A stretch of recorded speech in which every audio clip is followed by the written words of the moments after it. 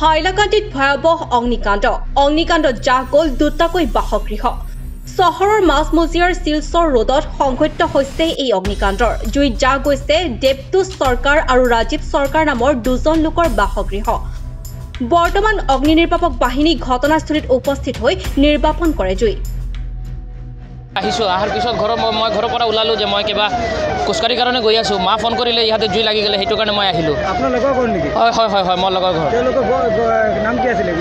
ইজনৰ অৰুণাচলৰ নাম দেৱতোষ চৰকাৰ, ইজনৰ ভাতিজা ল'ৰা এটা হয় ৰাজীৱ চৰকাৰৰ ঘৰখন জ্বলিছে, দেৱতোষ চৰকাৰৰ ঘৰখন জ্বলিছে। আৰু দোকানটো দুটা দোকান হ'ল, পুৰা জুই লাগি পুৰা হৈ গ'ল। খালি এটা দুখ লাগিছে, SDRFক ইমান ফোন কৰিলোঁ, ইমান লেট কৰিছে, এইটোৱে দুখ লাগিছে। সেইটো নহয়, হয় লেট হৈ আছে। মই ইমান ফোন কৰিলোঁ, সিহঁতে লেট কৰিছে, এইটো মোৰ দুখ লাগিছে, একো নহয়। আৰু পুলিচ প্ৰশাসন মোৰ লগত আছিল, পুলিচ প্ৰশাসনক মই থেংকছ জনাওঁ, মোৰ OC ছাৰৰ লগত মই থেংকছ জনাওঁ। আৰু একো ক'ব নাই, মোৰ চোট ঠিক নহয় এতিয়া। Bureau' report, any Bharat 24। আপুনি ঔষধ বিচাৰি হাবাথুৰি খাইছে নেকি? যদি খাইছে তেন্তে এতিয়াৰে পৰা আৰু চিন্তাৰ কাৰণ নাই, কিয়নো আপুনি বিচৰা ধৰণৰ সকলো ঔষধ উপলব্ধ থাকিব নমন মেডিকছত। নমন মেডিকছত অধিক পৰিমাণৰ ঔষধ ক্ৰয় কৰিলে আপুনি পাব 10% ৰেহাই।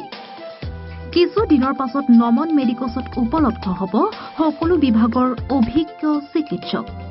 গতিকে দেৰি কিয় কৰিছে? আমাৰ ঠিকনা গণেশগুৰি স্বৰ্গীয় খগেন মহন্ত পথ, দিছপুৰ পলিক্লিনিকৰ বিপৰীতে।